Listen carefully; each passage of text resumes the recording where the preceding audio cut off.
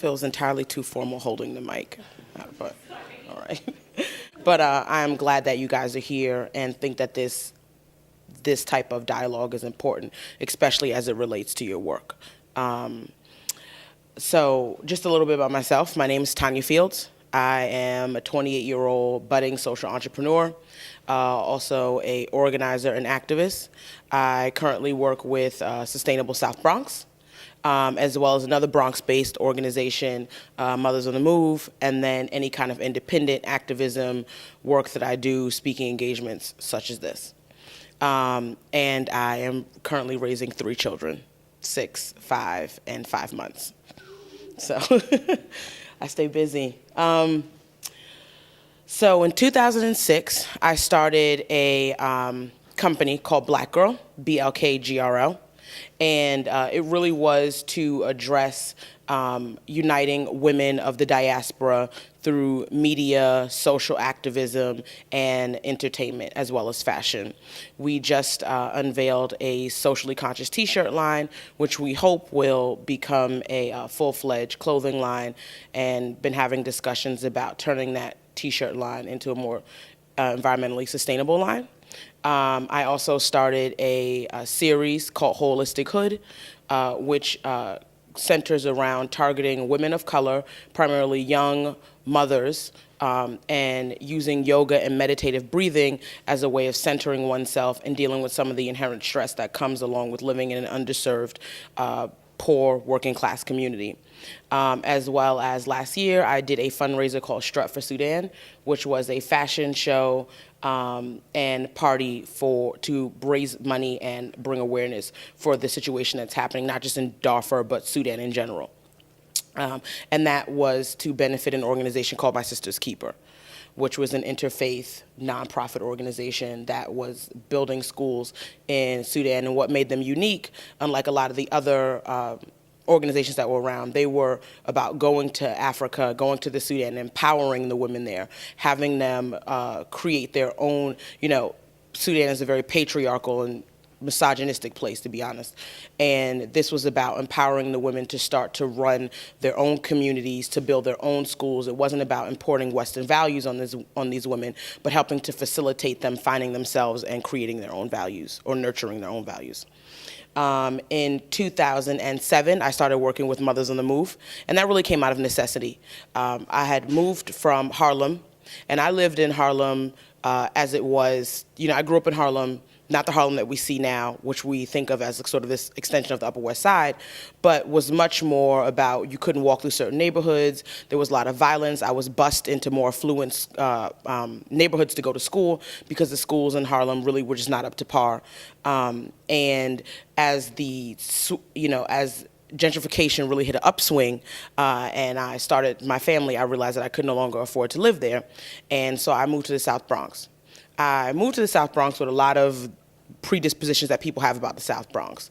You say South Bronx, you think several things. You think prostitution, you think gang violence. I don't know, I just had this idea that I would need to probably emerge from my apartment every day with a Uzi and some straight blades. That was not necessarily the case. But, being 22 years old, working full time, raising a small child and going to school, it was a lot. As I got more involved in my community and saw all of these different things that were there was a very prominent drug culture. There is a very prominent drug culture. There's no past tense about that. There is a high, there is not a day that I can't count on both hands how many young women I see who are either pregnant or have a child or have children, and if they're 20, I'm being generous. And there was a lot of the environmental issues that we were facing. Some things that were very basic, like tree pits became sort of secondary trash receptacles. There was a lack of respect for the community, and I think that really spoke to the fact that people sort of had a lack of respect for themselves. And as I went to enroll my daughter in school, I just decided to take a different way home. And as I did that, I ran smack up against this storefront with this large sign that said Mothers on the Move. And I stood there for about 10 minutes reading all of this outreach literature that was sort of just hastily pasted to the window. And this big black Puerto Rican woman came out and was just very, very dominating and was like, "Why are you standing there? Come inside." And I don't necessarily think she was asking me. So just out of sheer intimidation, I went in, and it was the first time that anyone had asked me, what's wrong with this community and what do you want to do about it? And I sat there for about 3 hours, and I got introduced to what they were doing, all of the different campaigns. And it was the environmental justice issue that really spoke to me. For a long time, I had been sort of, I'd grown up around the 80s where there was sort of like this whole save the whale type thing. And it seemed a little left-leaning, but there was still some interest in it. And this was sort of coming full circle because it was talking about environmentalism as it relates to underserved communities and thinking about all of these different things that were already happening in the communities that affected the lives of the people in the community, affected me, and didn't realize it. Like the fact that the Bronx gets 16,000 truck trips every day. Right, that we house the New York City produce market that is responsible for probably most of the produce that you eat. That we are a community of 11,000 people, but only half of that is actually residential. The rest of it is dedicated to industry. And how diesel trucks have been tied to ADD and ADHD and behavioral issues. How, the toxic release from these stacks that are emitted are suspected for higher rates of cancer, things of that nature. And thinking about the fact that I had an asthmatic child at home who I was, routinely shuttling to the hospital to get on a nebulizer, really just spoke to the fact that something needed to be done, and it really needed to come from the residents of the community.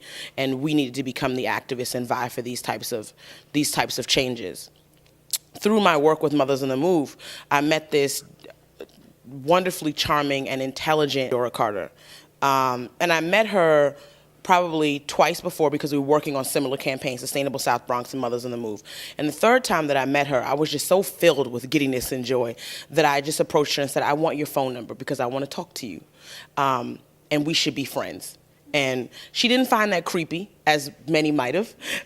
She gave me her card, and after a week of thinking about it and going it over in my mind, the spiel, I called her and said, "I want to do this work. I want to do what it is that you do. I want to make this change. You've shown me that I'm not crazy, that people can come back to the community and can fulfill a need, and they can be successful at it."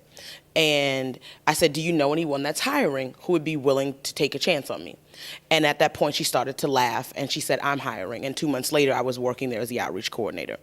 And from there, just all of the different things that have come into place, all three of the things that I've done routinely connect. Like there are all these connections between the social entrepreneurship, the activism, and the organizing that I'm always meeting the same people, I'm always creating those same networks, and then really thinking about that. One of the things that have really started to come up in the EJ community, environmental justice community, is sustainability. How do we talk about sustainability as it relates to underserved communities, right? We have these housing issues, we have police brutality issues, we have, the prominent drug culture, you have, the issue of, streets not being clean, lack of green spaces, land use issues. How do we think about all of those things? Like, we really have to set the context when we start thinking about that. Because sustainability, for a lot of people, when you're just trying to pay the light bill, when you are trying to get your kid through school, when you have a family member who is incarcerated, who you may have to pay bail money for or put money in commissary. These are very real issues for the people that live in this community. And then you start talking about green roofs and energy retrofits.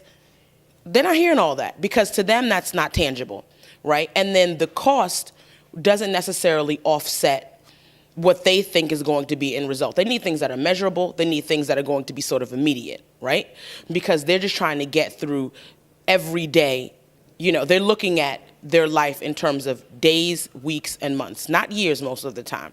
It's like, I'll cross that bridge when I get to it. And I've been in that particular situation. I've come home and my lights have been cut out and I've had to do homework by like candlelight. Like I've done that. There have been times where I had to hustle to get formula for my kid or take my kid with me to work because I couldn't afford formula, so I had to breastfeed. Like these were real issues. And I was steeped in this movement of activism and organizing, and I kind of had the resources to be able to humble myself and say, this is what it is, and have the community nurture me.